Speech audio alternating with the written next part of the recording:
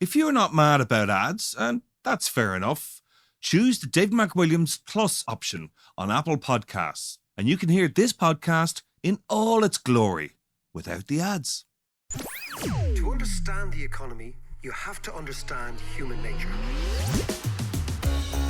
This podcast is powered by Acast. How are you doing there? It is podcast time, and it is a very strange time in financial markets and the global economy. I have a sense, only a sense, because these things are more hunches than any scientific, let's say, insight. A sixth sense that the 1920s, an amazingly brilliant decade in many ways, and also amazingly terrifying in many ways, is having its replay in the 2020s. And the 1920s ended with the Great Crash, we know. Mm-hmm. And we're going to discuss that, John, the great crashes, because my sense is that there are a lot of similarities. Now, those similarities may or may not end up pushing the world in the same consequential way. But I'm going to talk about that because we're going to discuss a great book that has just landed. Yeah, what is it? It's called The Great Crashes, Lessons from Global Meltdowns, How to Prevent Them by Linda Yo, who you know and you've met. Yes. So we're going to discuss that. But I was in Roundstone this week.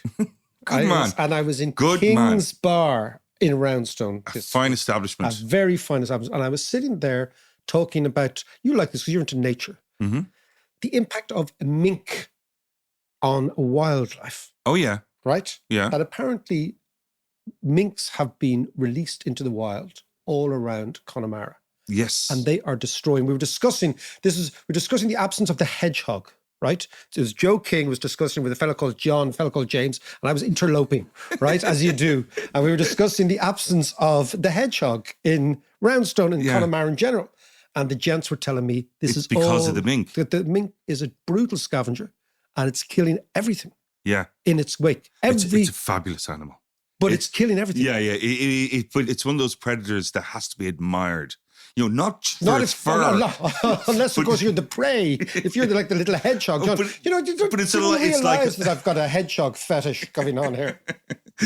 Another one of your many fetishes. Yeah. But you know what's interesting, though? I just thought you might have enjoyed the conversation. I'm also going to tell you about a view that they have about Connemara being turned into a theme park, which I thought was a very interesting view. Oh, right. Yeah, I can imagine that. Then, but just on mammals, you know that Ireland has very few mammals, native mammals, compared to middle-aged man in the UK. For instance, no moles in Ireland. And what actually happened was that because of the Ice Age? Exactly.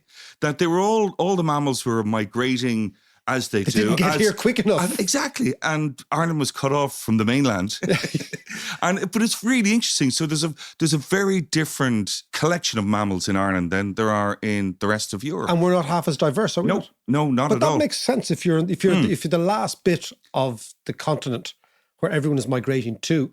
Exactly. So when mink, who are not native, are released, they go crazy. And they don't have a natural predator. Precisely, which is a bit like if you read Sapiens, you know, the book by Yuval Harari. And he talks about when humans arrived on the Australian continent 50,000 years ago, the human was a natural predator that had never been seen before and didn't have a natural predator to keep our population down. Yeah. And he talks about the total decimation of diversity, of animal diversity in Australia within 10,000 years of us arriving. Yeah. We killed everything. And they brought with them rats, mice and rabbits that were not native to... Which also carried diseases, they just destroyed, they ate everything, and the huge population booms, and they still have big problems with that now. And you see, this is what happens. You go to King's for a few scoops and you're talking about Extinction Rebellion. The other point, and we're going to come back to, is we were discussing about planning for housing down in the countryside. And the lads, they were all local lads, they were making the point that the National School in Roundstone, where I got married, or where you and I have gone to for many, many years, had, around the time I got married, about 25 years ago, right? The foggiest had day ever. The most brutal day ever. I love it. It was a great vision. It was a great Connemara day. The clouds came in. Yeah. And you saw absolutely nothing. Nothing. Nothing. You could barely see the hand in front of your face. I know, it was brilliant. Perfect summer's day in Ireland. Perfect summer's day in Ireland. Great day for a wedding. Yeah. And the church leaked as well. That's right. The rain was lashing in on the roofs. Anyway, but they were making the point, back then, there were 125 kids in the local national school in Roundstone. Now there are 19. Wow. And they're making the point that the reason this is that the locals can't afford to live there.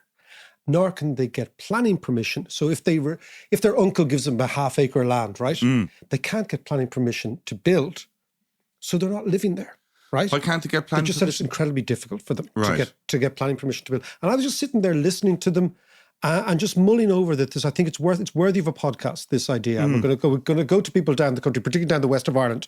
And what they're saying, of course, is that every time a house comes up, it's, bought by somebody from Dublin or Galway, G4 as they call it, right? Yeah. And where you see this manifestation of it is in the local national school.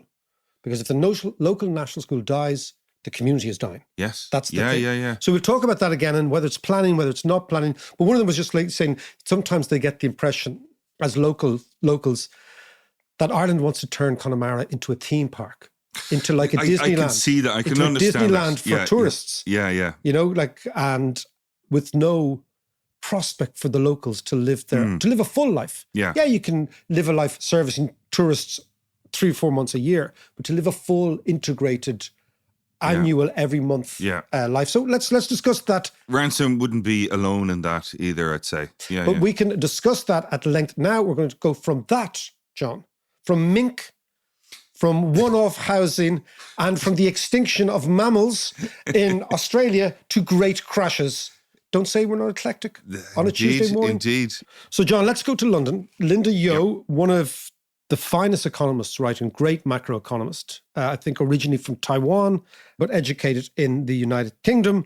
And she has written she wrote a great book a couple of years ago on great economists. That's right, yeah. It was basically a biography, a short but succinct and beautifully well-written biography of great economists, right? And it's a really wonderful thing to do. She did a great show in Kilconomics that year. Yeah, exactly. Yeah. And now she's back with great crashes, great economists, great crashes. And again, it's taking the same thing. It's 10 crashes and what we can learn from them. And given what I said at the top of the show, which is that I have the feeling that we are moving into a period where these will become considerably more rather than less frequent. Right. I think it's interesting to talk to Linda about what she gleaned and found out from writing this book. So let's go to London. Linda, lovely to see you. Yesterday, I meandered up to Dubray Books, which is here in Dunleary, not a big shop. And there it was on the very first day of publication, The Great Crashes, Lessons from Global Financial Meltdowns and How to Prevent Them. Oh, David, that is such lovely news to hear. And I'm just delighted to hear the book is out in, Ireland the same day. I mean, this is terrific. No, it's great. It's wonderful. So we're going to go quickly into it. It's a history of crashes. One thing we know in economics is that financial crashes repeat themselves. Not always the same, not always the same time frame, but there's something we can almost bank on, that these things will come around and then they'll go. And you've done a great service by outlining. The weirdest thing is I have either lived through or participated in almost all of them, which shows how dated I am, how ancient I am, except for the savings and loans in the United States. So let's start. We talk about first the sort of phenomena that are booms and busts and crashes. Give me the top line on those things. Why are they repeat themselves? Why do they happen? What do we learn from them? Great question. So the book covers a near century of financial crashes since 1929. And there's 3 phases of every crash. And the first one is euphoria. The second one is credibility of policies to try and resolve it. And the third one is the aftermath. And that is determined, as you would expect, by the first 2. So why do crises repeat themselves? It's it's human nature. It's when you see prices go up, whether it's stocks or housing, there is a sense of euphoria. So that is the first phase of every financial bubble, and then Yeah. inevitably too many people pile in. And the most damaging part is not necessarily that they pile in; is that they pile in with debt. So the amount of debt is what determines when the bubble bursts, what happens. So if the debt is huge and it brings down the banks, those are the kinds of crashes that have the worst impact on people's lives. Those are the ones that lead to recessions. But some big crashes actually have no economic impact on people's lives. For instance, in 1987, it was the worst one-day crash of the US stock market to date, and the economy barely felt a blip. So that is the first phase. The second phase is the resolution phase. So are there credible policies to try and make sure that when the inevitable bubble bursts, it doesn't devastate people's lives? So I cite a study by the International Monetary Fund that says the first 10 months are absolutely essential. So I write about the Japanese crash. They didn't take 10 months, they took more like 4 years. And you can see the aftermath, decades of stagnation on the back of that. And then on the aftermath, I outline a number of different financial crises, all sorts of varieties of them, from housing to stock markets to currency. And what they share in common is if it's been fueled by debt and the policies are not credible, then those lead to the worst economic outcomes. And banking crises have a tendency. So what happens when you have too much debt is that you can bring the banks down. And the aftermath of banking crises are absolutely horrendous. Don't worry, we know all about that in this country. We know all about that. We actually decided to kind of see you and raise you, if you will, in the poker stakes and the banking crises. Let's talk about the Great Crash, like 1929. It's one of the very few economic events that looms large in cultural, in literary, in political imagination.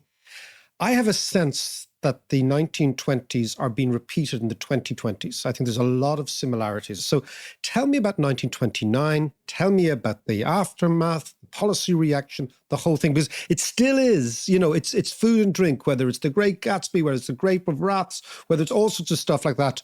It's a deeply cultural moment in global history. Yeah, completely agree. So the 1929 Great Crash is the first chapter of the book. The three lessons that I just outlined are actually drawn from 1929. So in terms of the euphoria, there was a real belief that the 1920s saw things like the widespread use of automobiles, electrification in households, consumerization of goods. All of those things had been there, but it seemed that we were on the cusp of something really exciting, the mass usage of all these technologies. And that fueled the stock market bubble. And then when the stock market bubble burst, the amount of people who had invested a margin, meaning they borrowed money to do so, meant that it ended up to be a devastating crash. So again, the debt part here is key. So people were borrowing other people's money to bet on the market. And Exactly. then once the market collapsed, they had to pay that money back. So they had to find that money from somewhere. Exactly. And they borrowed from the banks. And so it became this huge banking crisis. And that irrational exuberance is a term that comes up later with the dot-com bubble. But this idea of exuberance, euphoria, fueled by debt led to, at one point, bank failures, massive unemployment, complete devastation. So the second phase of the resolution was absolutely another place where lessons could be learned. So 1929 was the crash. 1933 was the bottom of the economic disaster. That's 4 years. 4 years. Yeah. So I write about 4 years. I mean, just think about that. The Great Depression was just the worst. And so FDR literally had just been elected a few days into the office. He shuts down all the banks for the weekend. And then he does this famous fireside chat where he convinced people it would be better to put your money in the bank than under your mattress. And it was credible, not just because he had come in, shut out the banks and, really focused on the resolution part, but because he had legislation backing that up for him. So in other words, there was no deposit insurance until that point. So people rightly pull their money out of the bank. Yeah, because they were may not. Yeah, absolutely. Made perfect sense. But that also came in after FDR came into office. So he did what his predecessor, Hubert Humphrey, could not do for years, which is turn the crisis. So after his fireside chat, I'm sure they held their breath and waited until Monday. And it turned out people were queuing outside the banks once again, but they were queuing to put their money in and not to take their money out. And that was the turning point of the Great Crash of 1929 and the nadir of the 1930s Great Depression. And the aftermath, and this is also another lesson, is we know the Great Depression lasted throughout the 1930s. There was a second recession in 1937, 1938, known as the recession within a depression. And the cause of that was because of premature withdrawal of government policies, monetary policies, fiscal policies. So how policies operate matter a huge deal for people's confidence and for support of the system. And withdrawing it too soon meant that the Great Depression lasted throughout the 1930s. It actually didn't really end until the start of World War II, roughly thereabouts.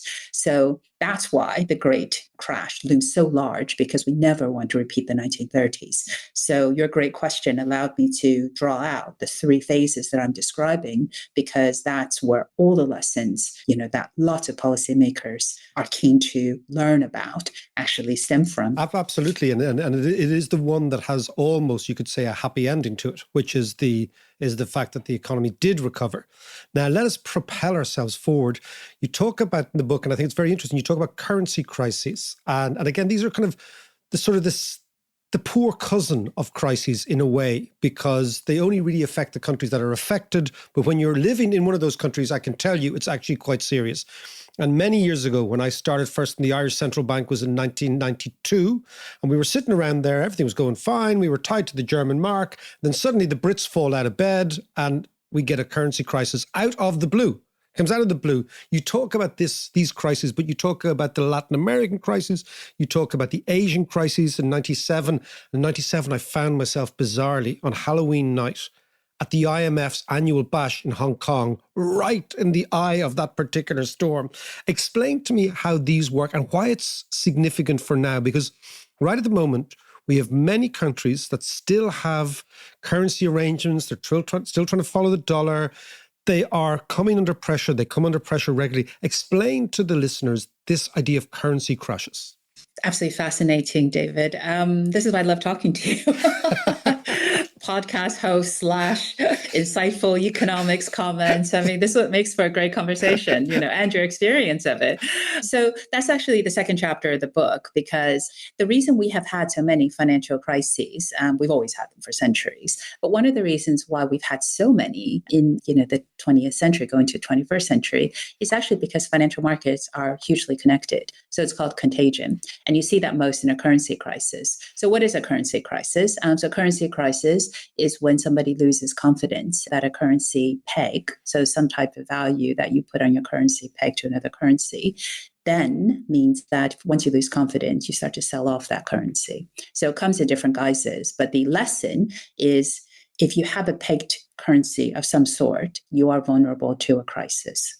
So in the first generation model I write about in Latin America in the early 1980s, that is on the back of financialization of international markets. So, you can see how quickly financial crises can spread on the back of linkages. And you saw that across Latin America. So currency traders lost confidence, just didn't believe these currencies could keep the dollar peg. 1992, second generation crisis. These are called self-fulfilling crises because, like you said, you were just kind of wrapped up in it. There was nothing fundamental. We were sitting there, we're thinking, hold on a second. We've just kind of managed to come out of it. The 1980s, which was a nightmare in Ireland. Everyone's sitting around, and in the middle of October, suddenly, boom, we've got a crisis. And money starts flowing out of the country in hundreds of millions of old punts, which were our currency back then. That's when hundreds of millions meant something. This was real money back then, right? And then if you project forward to the Asian crisis, you have this again, something similar. The Asian crisis, everyone's saying, Thailand, Malaysia, Indonesia, of course, Hong Kong, or whatever, these countries have figured out how to expand their economy. This is the new way. These are the new tigers. And then bang, Thailand goes first and suddenly the whole thing collapses. Yeah, great summary. So if I just draw the lessons that I write about from there. So 1992 is the European exchange rate mechanism crisis, the ERM crisis. Yes. They're called self-fulfilling because there was no reason, no fundamental reason, like in Latin America, where the traders just thought, you know what, the deficits are too big. We don't believe this peg. So if the speculators hadn't decided that it wasn't credible, you would necessarily have been in a crisis. And the example I give here is the reason that George Soros, the hedge fund, he lost confidence in the UK, not because of, what I just described as trade deficits or something fundamental, but because German reunification meant that German interest rates were going up. And if you're pegged to the Deutschmark, your interest rates have to go up. But the UK was in a recession. So once they raised interest rates to 12%, 15%, they decided at 7 p.m. that night on Black Wednesday, oh, we're good. We're not going to prioritize the currency peg over the recession and unemployment. Raising interest rates to that level in a recession is absolutely devastating. But to give you a sense as to why central banks could, the Riksbank, the Swedish central bank, they raised their rates to like 500%. So you could do it to maintain the peg if it means that much to you. But I think the lesson we learned is it doesn't mean that much. Exactly. The lesson from these currency crises is that, economists and financial players, and particularly central banks and departments of finance, they put their entire credibility into a price that actually most people don't give a sugar about. And the currency falls and we readjust. Now, let's go forward because the book then goes into savings and loans. I'm going to leave that aside, but that is an interesting American one because it was a commercial property market collapse. And now in the United States, we're looking at a commercial property market collapse. So give me a little echoes of today for savings and loans. It's again, the late 1980s, same sort of period. Perfect. Yeah. Mark Twain reportedly said, history doesn't repeat itself, but it does rhyme. Yeah. So what's happening in the US today with the mid-tier banks, very reminiscent in many ways of the 1980s. So savings and loans in the United States are like this. They're like the building societies here. Yeah. And they're small, but there's a lot of them.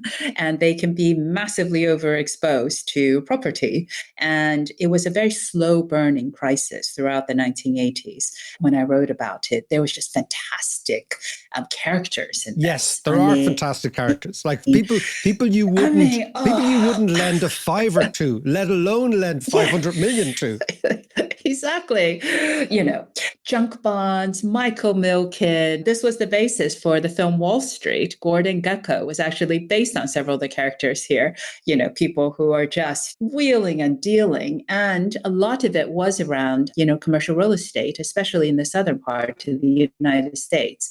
So fast forward to today, commercial real estate is again in the spotlight because the 4 bank failures we've had in the US, and of course there's Credit Suisse in Switzerland as well. So you can see the contagion when people lose confidence, when investors lose confidence, is that in the US, there's massive exposure to commercial real estate at the moment. And you've realized that the mid-tier banks are not as well capitalized as the bigger banks. Yep. So it's a slow burn at the moment. But one thing I certainly stress, and you mentioned at the beginning, is we will always have another financial crisis. And the lesson we need to learn is just because these banks look small at the moment and it's continuing to roll on, it doesn't mean that we shouldn't keep a vigilant eye on it, because the savings and loan crisis, by the time it was resolved and bailed out by President George Bush, the first one, it was the most expensive bank rescue in U.S. history to date. Yes, and the funniest thing with savings and loans, there was no real technology involved. There was no sort of moment. There was just kind of low interest rates, and people in the banks decided, I want a piece of that. And again, it does look, and we're going to come back to it later on in our discussion, that the savings and loans is an interesting template for these mid-sized banks in the United States right now. Let us project forward. We'll keep going. We're going quickly, right? To the dot-com. I think one that many of our listeners probably will have first come across sort of crises, when the dot-com crises. You're talking the early 2000s. That was a funny one because that was all to do with a perception that the world is changing. And the nub is the fact that the speculator loves a bit of technology because it gives them super normal profits if it works. Tell me about that one, the dot-com crash. Yeah, that was just, it's probably one of the ones that when I was writing about, you just marvel at the stories. I mean, you had, so you can say in a sense, maybe the companies were just too early. So everyone got really excited in the late 1990s about this thing called the internet and buying things online and not having to go into a physical store. However, everybody at that time was largely still using dial-up modem. Yes, I remember the sound of it. You remember them, David? Yeah, the bing, bing. Dialing up. Yeah, exactly. And so somebody would be like, get off the modem so I can make a telephone call. Yeah. I mean, that was the era in which we lived. And yet you had these .com companies, pets.com, garden.com, and they hadn't made any profit. They were spending huge amounts on these websites, some of which wouldn't load properly because of the dial-up modem. No, I remember. And investors were piling in, and there was such euphoria. We were at this technology turning point. Like you said, this is the era of e-commerce.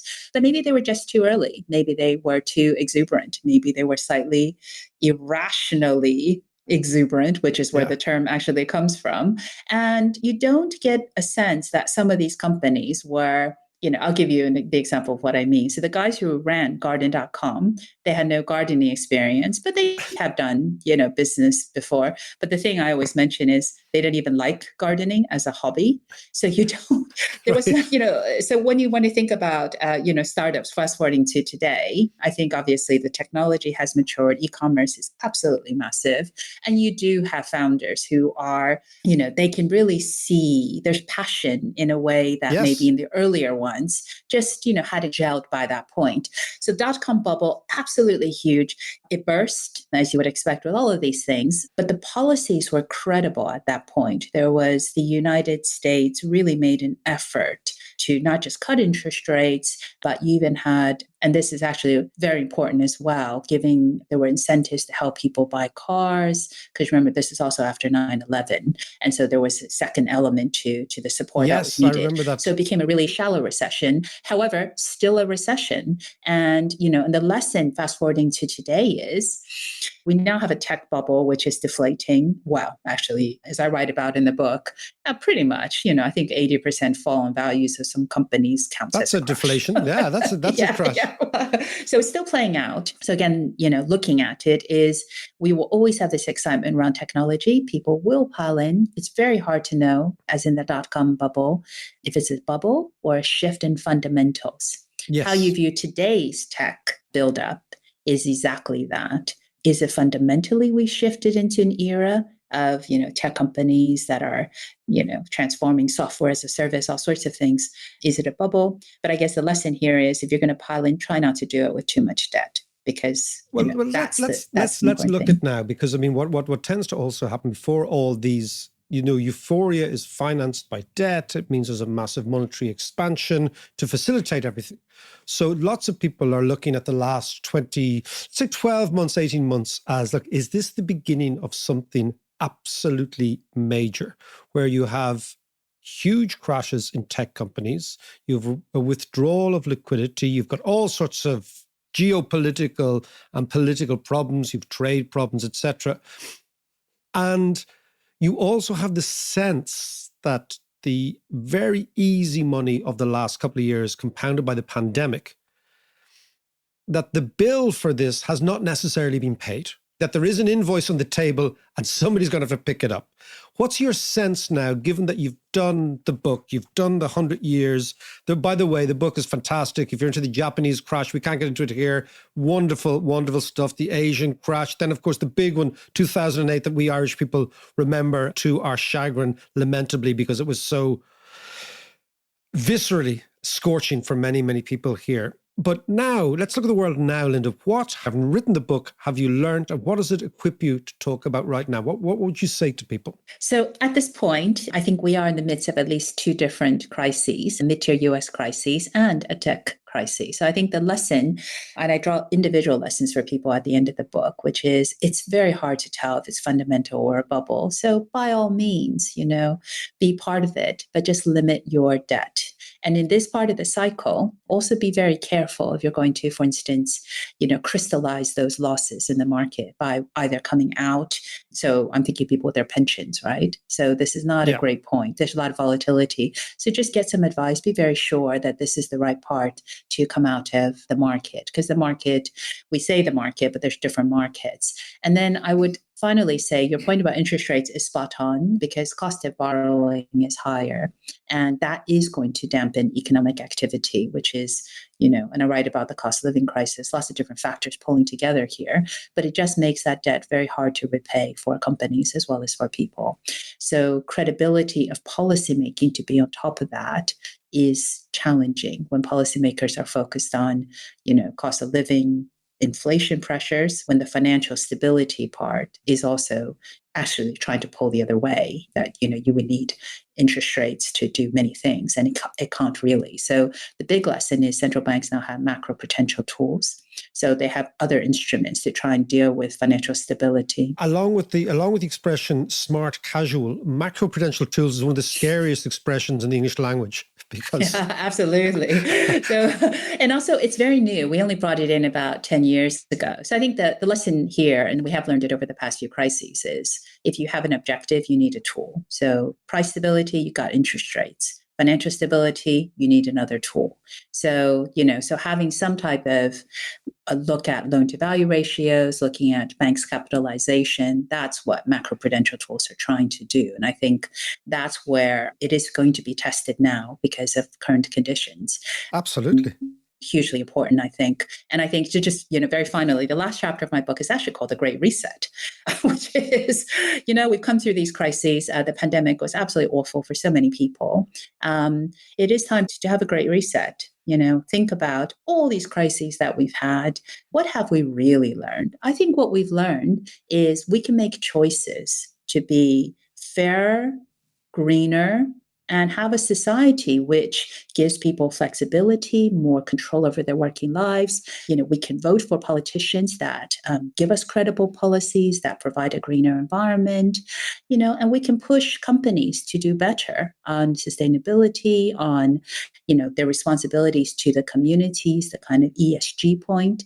So all of those things means that we should be re-examining what we've learned from financial crises and have a great reset. And I think, look at all these things and say, how do we want to live? What kind of world do we want to live in? And we can, all do our part. Because the one big lesson from a century of this is, the consensus shifts. And if you've learned the lessons, the consensus can shift in a positive way to make sure that society is fair, give support to people who need it, and, can be more stable. We just have to all pull together and vote for those people who give those to us. Well, that's the big important of it. But just before you go, I want to ask you, right? Because you've obviously enjoyed writing the book. You've had fun with it. The book zips along. It's a great read. What have you learned about us humans from writing this book? I've learned that humans are resilient. I've learned that humans can't resist a good set of rising asset prices. Exactly. And sometimes you'll get it right. Sometimes you'll get it wrong. Sometimes it's fundamentals and sometimes it's less so. But what I have learned is, even in the worst crises, society not only comes through, but can come through better. And I think that's been a great lesson. That's a pretty nice lesson for me. Linda, we will see you at Dalkey. You are coming for the Sunday afternoon. You and I are going to sit down. We're going to discuss this book in more detail at Dalkey. I can't wait to see you. But in the meantime, congratulations. It's a wonderful read. Thank you, David. Can't thank you enough for inviting me to do this and for kindly hosting me. I can never think of a better host than you. So I'm absolutely thrilled and looking forward to Dalkey, which is going to be terrific. As you know, in Ireland, flattery gets you everywhere. See you soon. Mac, before we go to a break... That's the confused John's antenna are confused head. What happened on Halloween night in Hong Kong? Oh, I'll tell you all about that. Do you want to do that now or after the break? After the break.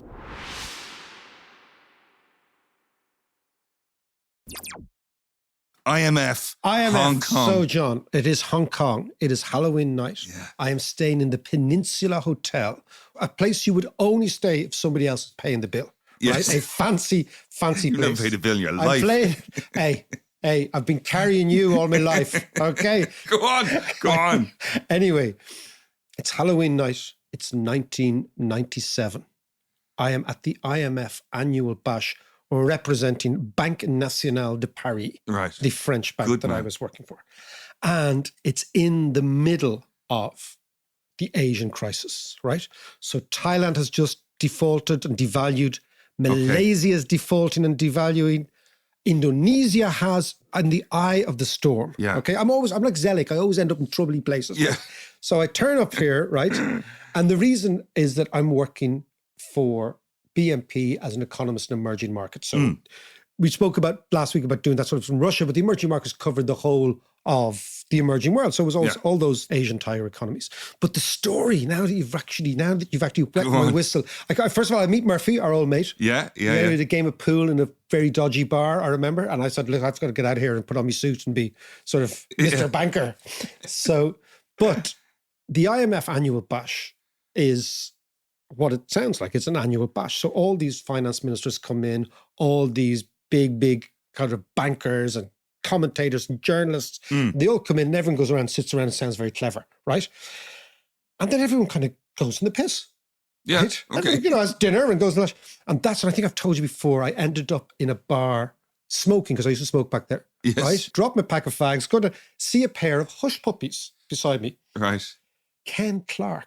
Do you remember the Oh, English? right. Right? Yes. He used to wear hush puppies, yes, right? famously, So he's sitting beside me Yeah. and he's chatting. So we all start chatting again. And he's, oh, you're Irish, yada, yada, yada, yada. He tells us a great story. And it's pertinent to what Linda just said. Yeah.